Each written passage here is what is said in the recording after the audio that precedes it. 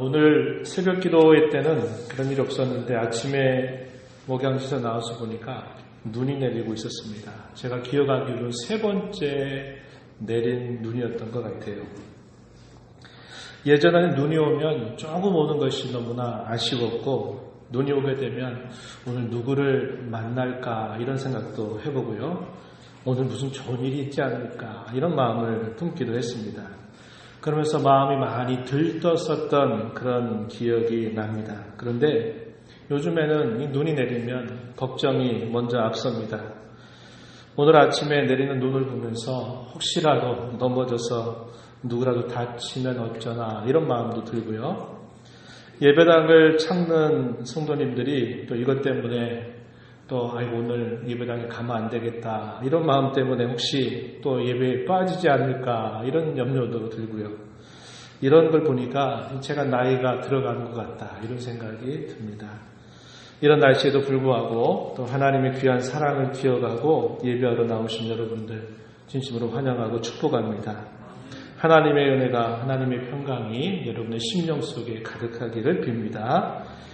한 해의 마지막 12월을 우리가 보내고 있는데 벌써 16일입니다. 그러다 보니까 중반을 넘어선 것입니다. 이제 한 2주 정도가 지나고 나면 2018년도도 끝이 나고 또 새로운 2019년을 맞게 됩니다. 한편으로는 아마 가정적으로 또 일하시는 일터 굉장히 분주하게 보내드리는 시간이 아닐까 이런 생각이 되고요. 또 새로운 한 해를 어떤 마음으로 또 준비해야 될까 많이 분주한 시간들로 보내고 있으리라 여겨집니다. 오늘 우리가 매일마다 읽어가는 이 예레미야서의 말씀을 통해서 우리가 오늘 이 본문을 바탕으로 기회와 습관이라고 하는 제목으로 말씀의 은혜를 나누겠습니다. 먼저 우리는 이 말씀의 본문의 내용을 먼저 주목할 것이고 그 말씀을 통해서 오늘 우리에게 주시는 주님의 교훈에 귀를 기울여 보려고 합니다. 그리고 우리 남은 시간 어떻게 정리하고 또 우리에게 주어질 새로운 이 기회의 시간을 어떻게 준비할까 함께 생각하고 또 결단하고 힘써가는 모두가 되기를 바랍니다. 오늘 우리가 읽은 이 말씀의 내용은 예루살렘에 대한 책망 또 예루살렘에 대한 안타까운 마음 그것이 잘 표현되고 있는 말씀의 내용입니다.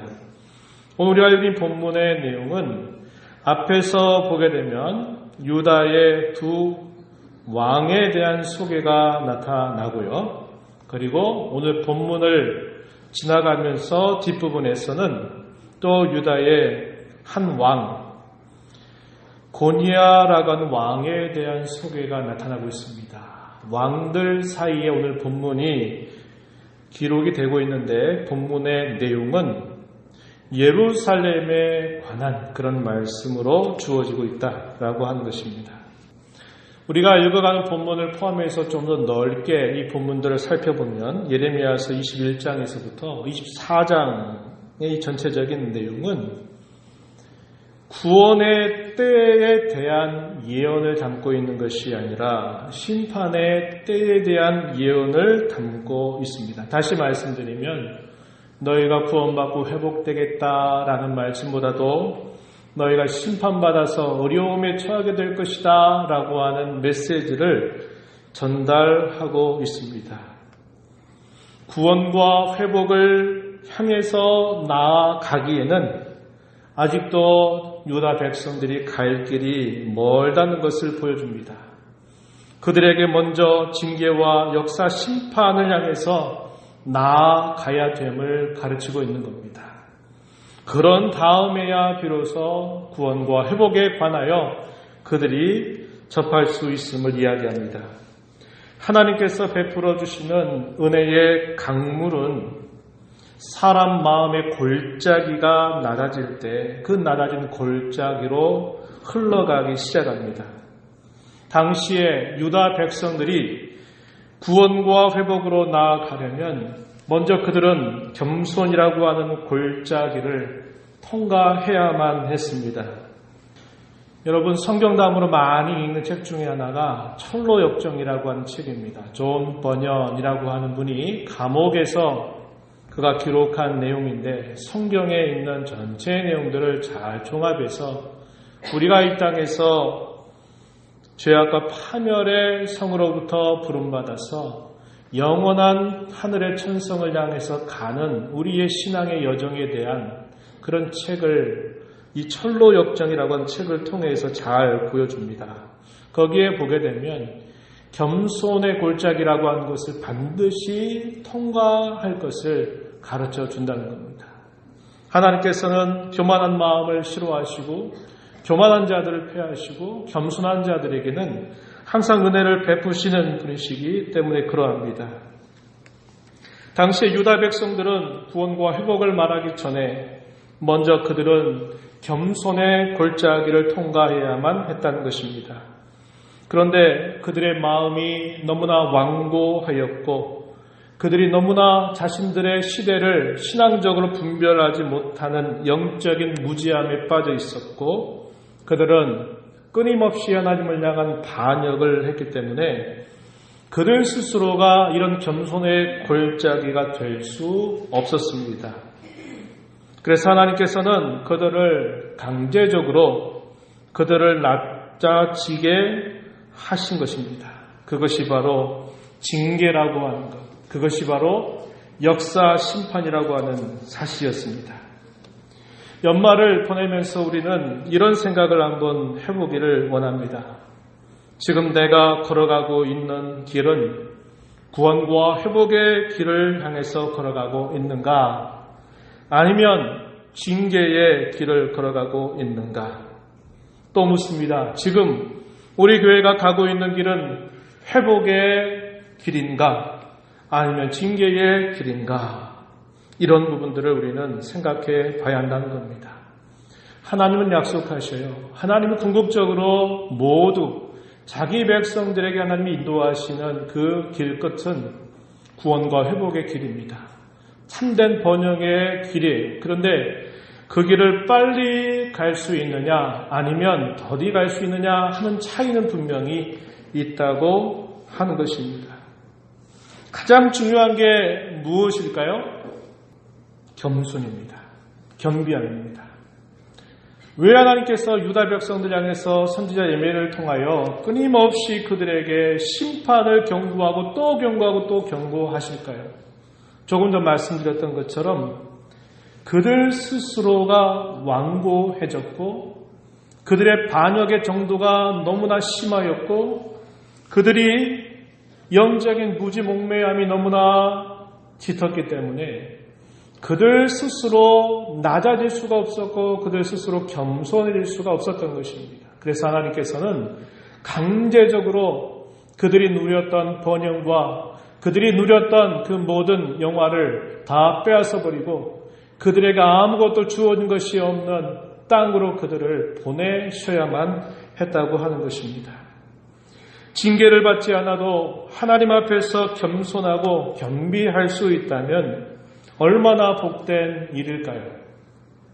그래서 우리 주님께서는 팔복 가운데 가장 처음 우리에게 말씀하신 복이 바로 이것이었습니다. 마태복음 5장 3절에 보면 심령이 가난한 자는 복이 있나니 천국이 그들의 것이다. 이렇게 말씀을 하십니다. 하나님 백성인 저와 여러분에게 가장 큰 복은 심령이 가난한 자다. 이것입니다. 이것처럼 복된 일은 없다는 겁니다. 하나님께서 주신 모든 영적인 복과 또 우리에게 주어질 모든 신령한 은혜들, 우리의 삶을 향한 모든 번영은 우리의 마음이 하나님 앞에 겸비하고 가난해지는 데서부터 시작되고 있음을 잘 가르쳐 주고 있는 것입니다. 이러한 말씀 우리 주님께서 처음 하신 말씀이 아니라 이미도 선지자를 통해서 이런 말씀을 주신 바 있습니다. 예를 들면 100년 전에 먼저 유다 백성들 향해서 말씀을 전했던 선지자 이사야에게 하나님 이런 말씀을 그 백성들에게 들려주십니다. 이사야서 57장 15절 말씀해 보시면 이렇게 말씀합니다. 지극히 존귀하며 영원히 거하시며 거룩하다 이름하는 이가 이와 같이 말씀하시되 내가 높고 거룩한 곳에 있으며 또한 통회하고 마음이 겸손한 자와 함께 있나니 이는 겸손한 자의 영을 소생시키며 통회하는 자의 마음을 소생시키려 함이라.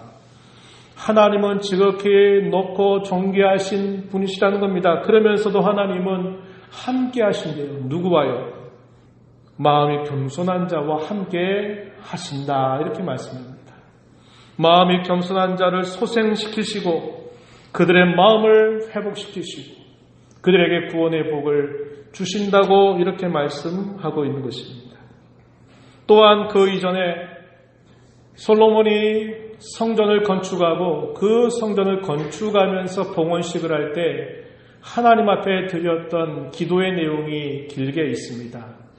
그 기도의 내용을 들으셨던 하나님께서 이 솔로몬의 기도에 대하여 이렇게 응답하신 바가 있어요. 역대하 7장 14절 말씀에 보면은 이렇게 말씀합니다. 내 이름으로 일컫는 내 백성이 그들의 악한 길에서 떠나 스스로 낮추고 기도하여 내 얼굴을 찾으면 내가 하늘에서 듣고 그들의 죄를 사하고 그들의 땅을 고칠지라. 하나님께서 솔로몬의 기도를 들으신 다음에 이렇게 말씀을 하셨어요. 악한 길에서 떠나서 스스로 낮추고 기도하여 내 얼굴을 찾는다면 내가 그들의 죄를 사할 것이고 그들의 땅을 다 고쳐줄 것이라고 하나님께서 응답하신 것입니다. 우리가 이런 말씀을 통해서 배우는 게 뭡니까? 겸손이라고 하는 것, 심령이 가난하여진다고 하는 것, 이것이 우리 예수 믿는 사람들에게 가장 큰 축복의 진정한 시작이다라는 것을 우리는 배울 수 있는 것입니다. 우리의 심령이 망가지고 우리의 마음이 황폐해지게 되면 하나님 말씀에 대해서 우리가 반응할 줄 모르게 되고 우리가 끊임없이 우리의 길을 고집하게 되다가 결국 어려움과 고초를 겪는 일들이 늘 따라온다는 것을 우리는 너무나 잘 알고 있는 것입니다. 하나님의 말씀이 선지자 예레미야를 통해서 오늘 우리가 읽은 이 본문의 말씀, 이런 내용들이 언제 정확하게 전달되었는지는 알기가 어렵습니다. 그러나 우리가 추정해 볼 수 있는 것은 왕이 통치를 시작한 다음에 얼마 되지 않았을 때 혹은 통치하고 있는 기간 중에 앞으로 이렇게 가다가는 그 끝이 이렇게 될 거리하고 예언했던 그런 말씀의 내용일 것입니다. 우리가 읽었던 본문 앞에 보면 여호야김에 대한 이야기가 나타나고 있는데요. 이 여호야김에 대해서도 하나님께서 예레미야를 통해서 그렇게 가면 안 된다. 그렇게 가면 이러한 일이 그 끝에 기다리고 있다라는 말씀을 전달하지만 이 여호야김 왕은 하나님의 그 말씀을 외면하게 된 것입니다. 그래서 마침내 이 여호야김 왕은 그가 즉위한 지 얼마 되지 않아서 결국 바벨론과의 전쟁에서 전사하게 되므로 그의 생애를 비참하게 마감하는 그런 일이 주어졌다고 하는 것입니다. 이에 대한 기록을 우리는 열왕기하 24장 1절로부터 4절 말씀을 통해서 확인해 볼 수 있습니다. 하나님의 뜻을 끊임없이 듣지 않고 하나님 말씀을 외면해서 결국 맞게 된 그 끝이 바로 전사하게 되는 그런 아픔을 겪게 된 것입니다. 유다 마지막 왕들의 통치 기간이 갈수록 짧아집니다. 어떤 사람은 3개월 만에, 왕이 된 지 3개월 만에 그의 통치가 끝나고 그것도 전혀 알지 못하는 이방 땅의 포로로 끌려가서 거기서 죽음을 맞게 되는 일도 생겨납니다. 그들이 이렇게 짧은 통치를 하게 되고 그들의 끝이 이렇게 비참하게 끝나게 된 이유에 대해서 성경이 이렇게 가르쳐줘요. 예레미야서 22장 8절과 9절 말씀 한번 잠시 보실까요? 그 내용을 보면 이렇게 말하는 것입니다. 8절 여러 민족들이 이 성읍으로 지나가며 서로 말하기를 여호와가 이 큰 성읍에 이같이 행함은 어찌 됨인고. 이 큰 성읍 예루살렘을 말하죠. 더 나아가서 뭘 말할까요? 하나님의 백성인 유다를 이렇게 말하는 것입니다. 그들이 어떻게 이렇게 황폐한 일을 당하게 되었는가 도대체 이해가 되지 않는다라고 묻는 그 물음에 대해서 이렇게 답변이 주어집니다. 9절입니다. 이는 그들이 자기 하나님 여호와의 언약을 버리고 다른 신들에게 절하고 그를 섬긴 까닭이다. 이렇게 대답이 주어집니다. 언약을 버리고 결국 다른 신들을 섬겼다. 그것이 그 이유라고 설명을 하고 있다는 겁니다. 그럼에도 불구하고 또 다른 면에서 우리가 그 이유를 살펴볼 수 있겠는데 오늘 우리가 읽은 이 본문 말씀에서 또 다른 이유를 살펴볼 수 있습니다. 그 내용 가운데 우리는 21절 말씀을 주목해 보고자 합니다. 21절 한번 보세요. 내가 평안할 때에 내가 내게 말하였으나 내 말이 나는 듣지 아니하리라 하였나니 내가 어려서부터 내 목소리를 청종하지 아니하니 내 습관이라. 이렇게 말합니다. 평안할 때 여기서 너는 예루살렘을 말합니다. 예루살렘 또 다른 의미로 뭘까요? 하나님의 백성, 유다 백성들을 뜻하는 말이에요. 하나님께서 그들에게 평안과 안전을 줄 때 끊임없이 하나님께서 말씀했다고 이야기하십니다. 그런데 그 백성들은 그때부터 끊임없이 뭐 했다고요? 하나님의 말씀을 듣지 않았다고 하는 겁니다. 뭐라고 표현했습니까? 내가 어려서부터 내 목소리를 청종하지 아니함이 너의 습관이다. 이렇게 말합니다. 예루살렘을 의인화한 것이죠. 하나님의 백성들 역사의 초기에서부터 하나님께로부터 선민이 되고 하나님께로부터 특별한 민족으로 부름받아서 하나님의 구원과 돌봄을 받았던 그 민족의 역사 초기부터 끊임없이 습관적으로 그들이 하나님의 말씀을 외면하였다라고 그 이유를 설명하고 있습니다. 우리가 이것을 통해서 한 세 가지 정도를 생각해 볼 수 있어요. 첫 번째는 뭐냐? 무엇이 과연 진정한 복인가 하는 것을 그들은 잘 알지 못했다 하는 것을 생각합니다. 우리가 살아가는 모든 삶은 계속적인 과정입니다. 우리의 삶이 한번 잘됐다 그래서 그 잘됐다고 하는 사실이 늘 잘되도록 되는 일들은 굉장히 흔한 일이 아닙니다. 잘됐다가도 또 어려움을 만나고 어려움 가운데서 또 뭔가 풀어져서 잘 되기도 하다가 또 어려움을 만나고 이런 일들이 우리의 삶 속에 끊임없이 반복이 된다는 겁니다. 우리가 읽었던 말씀 가운데서 기억나는 인물이 있죠.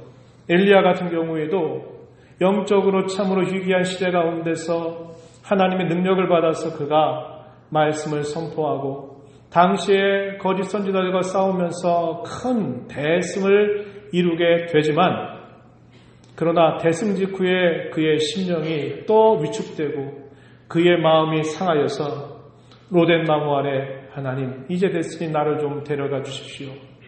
이런 마음을 품게 됐던 것을 우리가 기억하죠. 우리의 삶은 한 번 잘됐다고 해서 한 번 잘했다고 해서 그것이 계속되는 게 아니라 우리의 계속적인 삶의 과정 속에서 어떻게 해나가느냐 하는 것이 대단히 중요한 일임을 잊지 말아야 한다라고 하는 겁니다. 우리의 삶 속에 무엇인가 계획됐던 일들이 잘 된다고 해서 그것이 그 끝이 아니라는 거예요. 항상 우리가 주어지는 우리의 모든 삶은 끊임없는 기회의 연속입니다. 기회의 연속. 당시에 유다의 말기에 부름받았던 왕들, 그들이 왕이 된 거 참 쉽지 않은 일이지만 그래도 그것이 그들에게는 기회가 됐던 것입니다. 그런데 그들은 또한 왕의 기회를 잘못 사용해버렸고요. 또 돌이킬 수 있는 기회를 끊임없이 선지자를 통해서 하나님이 들려주시는데도 돌이킬 기회조차도 저버리는 어리석음을 범했다고 하는 것입니다. 하나님께서 회복될 수 있는 기회, 살 수 있는 기회, 어려움을 극복하고 그들이 진정한 번영과 행복을 누릴 수 있는 그런 기회들을 주시지만 그 기회들을 다 잘못 써버리게 된 것입니다. 난세, 어려운 시대의 왕이 되면 두 가지의 길이 주어질 것입니다. 하나는 생명의 길, 또 하나는 사망의 길, 또 다르게는 말씀 순종의 길, 말씀 거역의 길, 이 두 가지 길이 주어진다고 하는 것입니다. 예레미야서 21장 8절로부터 10절 말씀에 보면은 너희 앞에 생명의 길과 사망의 길이 놓여 있다 이렇게 말씀하시고요.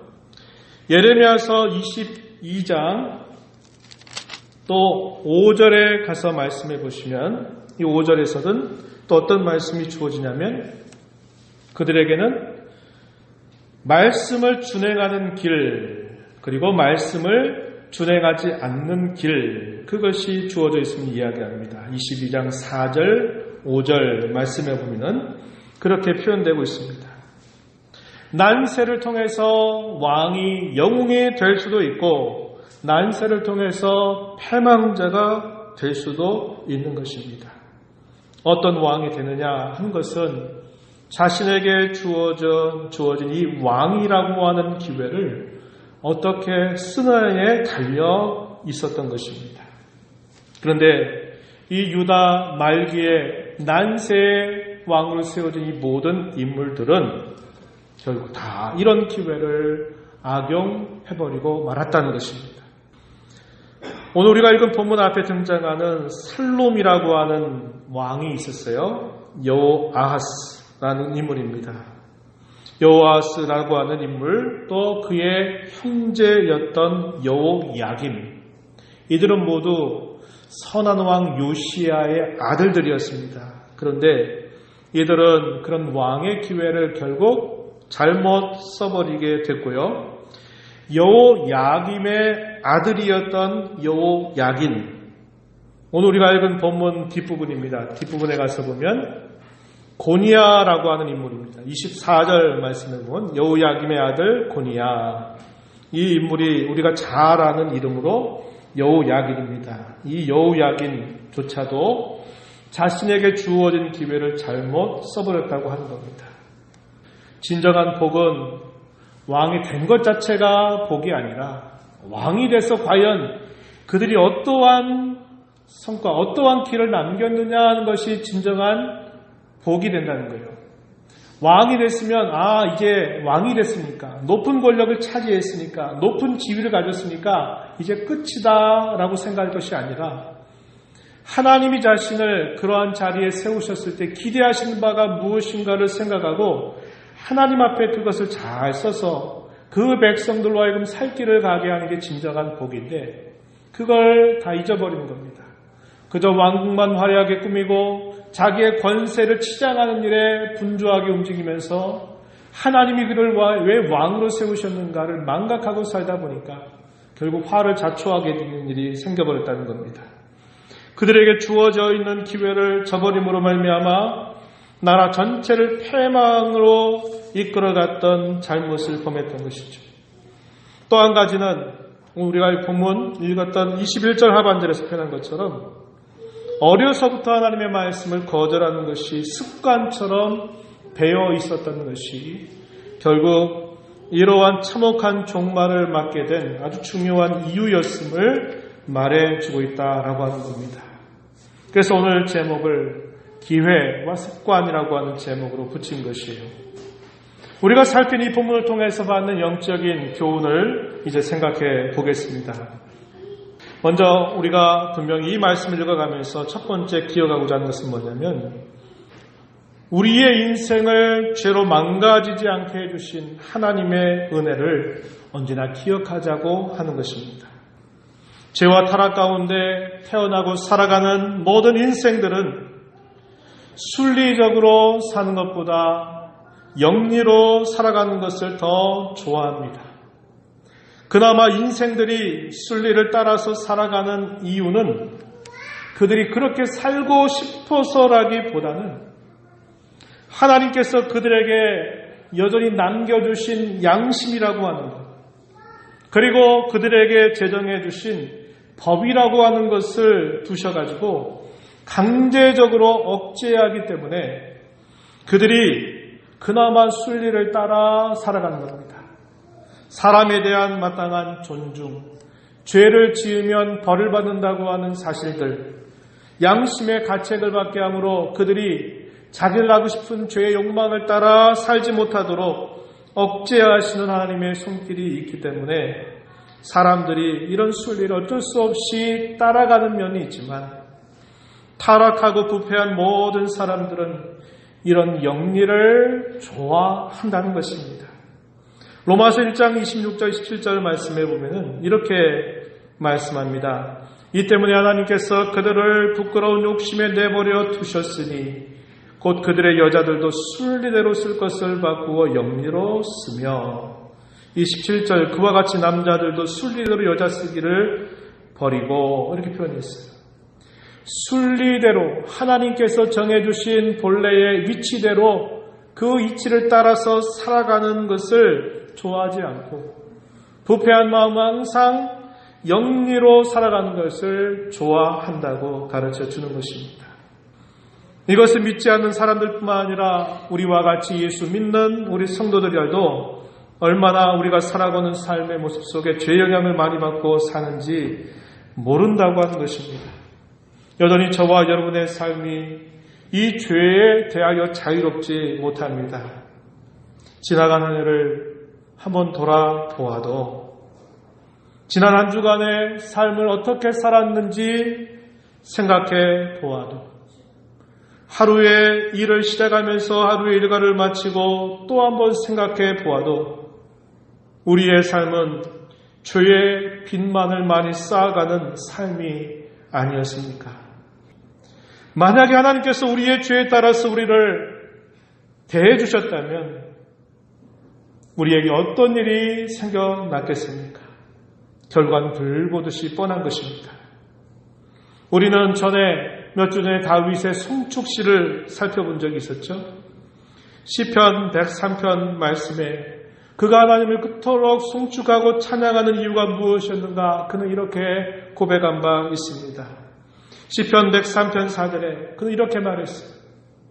내 생명을 파멸해서 속량하시고 인자와 긍휼로 관을 씌워 주셨다, 이렇게 말합니다. 또 103편 8절 이하에서 또 그는 이렇게 그 이유를 표현합니다. 여호와는 긍휼이 많으시고 은혜로우시며 노하기를 더디하시고 인자하심이 풍부하시도다. 자주 경책하지 아니하시며 너를 영원히 품지 아니하시리로다. 우리의 죄를 따라 우리를 처벌하지는 아니하시며 우리의 죄악을 따라 우리에게 그대로 갚지는 아니하셨으니 이는 하늘이 땅에서 높음같이 그를 경외하는 자에게 그의 인자하심이 크심이로다. 그가 하나님을 향해서 이렇게 찬송하고 하나님을 이렇게 자랑하고 하나님을 높일 수밖에 없었던 그 이유는 자신을 돌아볼 때마다 하나님께서 자신을 어떻게 대하셨는가를 그는 너무나 명백하게 그의 가슴에 느꼈던 것입니다. 죄값을 따라서 하나님이 처치하지 아니하시고 그에게 한없는 긍휼과 자비로 관을 씌우시고 죄를 따라 그대로 처벌하지 않고 갚지 아니하셨던 그 하나님의 사랑, 하나님의 은혜로 제가 오늘까지 이렇게 살았습니다. 이렇게 하나님 앞에 서 있습니다. 여호와 하나님 찬송을 받으시옵소서. 그는 이렇게 고백한 것입니다. 다윗이 이렇게 하나님을 송축하고 하나님을 자랑한 이유를 그만의 이유라고 우리는 말할 수 없어요. 한번 돌아보세요. 지난 한 주간 하루의 삶을 돌아볼 때마다 하나님은 우리를 죄 때문에 망가져서 파멸과 죽음의 길로 치닫지 않도록 우리를 끊임없이 건져 주셨음을 우리는 고백할 수밖에 없다고 하는 것입니다. 그렇지요? 하나님의 귀한 사랑이 우리를 망가지지 않게 해주셨다고 하는 겁니다. 두 번째는 구원받은 저와 여러분의 삶은 하나님의 섬김의 기회라고 여기자는 것입니다. 삶이 고되다고, 내가 살아가는 삶이 하루하루가 너무나 힘들다고, 혹은 어렵다고, 수고하고 애썼는데도 아무도 나를 그걸 알아두지 않는다고, 그것을 핑계 삼아서 하나님을 섬기는 기회를 놓치지 마십시다. 우리가 이 땅에서 육신의 장막을 벗고 하나님 앞에 설 때 우리는 더 이상 그러한 일이 없을 것입니다. 그러나 우리의 남겨진 때 고난도 있고 어려움도 있고 또 서운함도 있고 섭섭함도 있고 하다 할지라도 그런 상황 속에서 내가 하나님을 섬긴다면 그건 더 아름답고 귀한 것이 아니겠습니까? 그런데 우리는 그거 핑계 삼는 거예요. 내가 너무 내 삶이 고돼, 내 삶이 너무 힘들어, 너무 어려워, 그래서 난 할 수 없어, 난 안 돼, 지금은 할 수 없어, 이렇게 생각한단 말이죠. 얼마나 희박이 되어야, 얼마나 그것이 자기 생각에 잘 된다면 그때 하나님을 섬기겠다고 말할 것입니까? 부족한 중에도 어렵기 때문에 그런 와중에 하나님을 섬길 수 있는 기회로 삼는 것은 더 값지고 더 귀하고 더 하나님 기쁘시게 하는 것이 된다고 하는 것입니다. 히브리서 12장 28절에 사도는 이렇게 말합니다. 그러므로 우리가 흔들리지 않는 나라를 받았은즉 은혜를 받자. 이로 말미암아 경건함과 두려움으로 하나님을 기쁘시게 섬기자, 이렇게 말하고 있습니다. 사도는 성도들에게 세상의 풍파에 흔들리지 않는 영원한 나라, 진동하지 않는 나라를 받았으니 감사하자고 촉구합니다. 그러한 이유 때문에 하나님을 경건함과 두려움으로 하나님을 기쁘시게 섬겨야 한다라고 가르쳐줍니다. 여기서 하나님을 기쁘시게, 이 말은 무슨 말이냐? 하나님께서 받으실 만하게, 그 말입니다. 그러면 하나님께서 받으실 만하게 하나님을 섬기는 것, 그게 뭘까요? 그 본문의 바로 앞구절 25절 말씀에 보면요, 이렇게 표현합니다. 삼가 말씀하신 일을 거역하지 않는 것이라고 이야기합니다. 적극적으로 하나님의 말씀을 듣고 그 말씀을 순종하는 것이 하나님께서 받으실 만하게 섬기는 것이라고 분명하게 가르쳐 주고 있습니다. 우리에게 있어서 가장 좋은 습관은 하나님의 말씀을 청종하는 것입니다. 이것처럼 좋은 습관이 없어요. 우리가 오늘 읽었던 본문 21절에서 왜 유다의 이 왕조가 패망할 수밖에 없었는가? 왜 그들에게 구원과 회복을 예언할 수 없고 그들에게 징계를 말할 수밖에 없었고 왜 심판을 말할 수밖에 없었는가? 그것은 그들이 어릴 때부터 하나님 말씀을 듣지 않는 악습이 습관을 만들어서 그들이 끊임없이 이런 것이 되오다 보니까 결국 그런 긴 과정들이 필요했음을 이야기해주고 있는 것입니다. 여러분, 나이가 많다고요? 내 삶은 여러 가지 너무 고되다고요? 어렵다고요? 그것 때문에 못하겠다고 말씀하지 마십시오. 우리가 이 땅에서 살아있는 동안 우리를 구원하신 하나님 앞에 우리가 섬길 수 있는 기회가 얼마나 남아있겠습니까? 얼마나 남았기 때문에 어려워도 더 값지게 하나님을 섬기는 그런 마음가짐을 갖는 것이 하나님의 구원의 은혜를 아는 우리의 마땅한 태도임을 잊지 말자고 하는 것입니다. 하나님을 섬기는 이런 기회를 우리가 만들기 위해서 좋은 습관을 만들어야 한다는 겁니다. 우리의 습관이 잘못되어 버리면요, 안 돼요.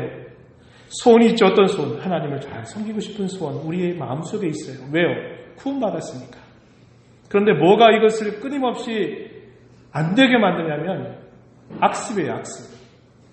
우리의 죄된 습관들, 우리의 좋지 않은 습관들이 배어있기 때문에 우리 마음의 소원과 열망을 가지고 있어도 그 좋지 않은 습관 때문에 안 되게 돼 있다는 거예요.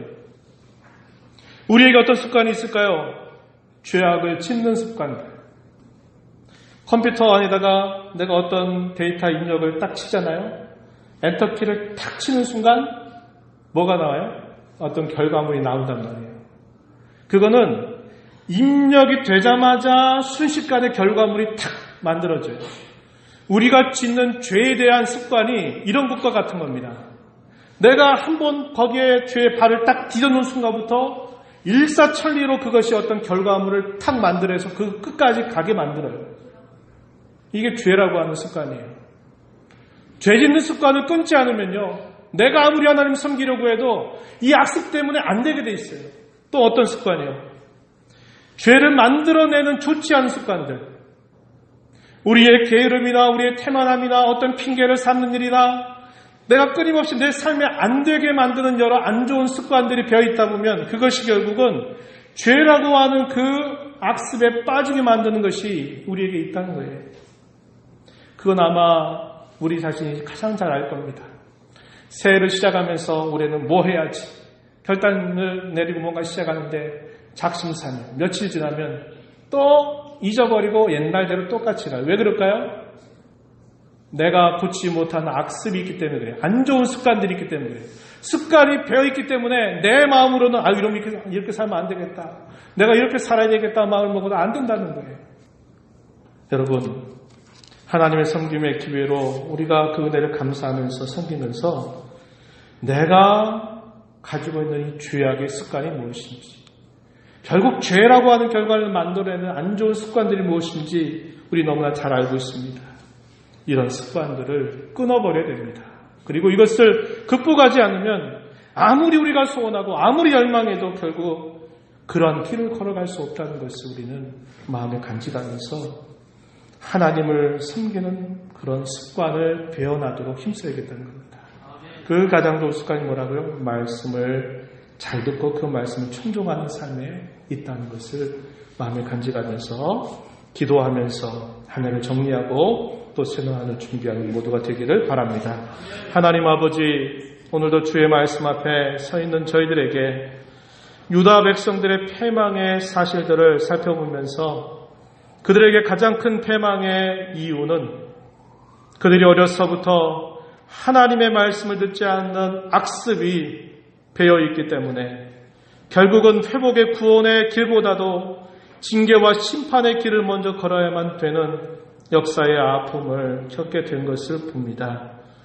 한 해를 마무리하고 또 새로운 한 해를 준비해가는 우리 모든 성도들, 하나님 섬기는 좋은 기회로 삼아서 우리 남은 생애 동안 주의 나라와 주의 일을 구하는 삶을 살게 하시고 우리의 삶 속에 배어있는 악습들을 끊고 결단하고 하나님을 섬기는 좋은 일들에 힘써가는 우리 모두가 되게 해 주옵소서. 예수님 이름으로 기도하옵나이다. 아멘.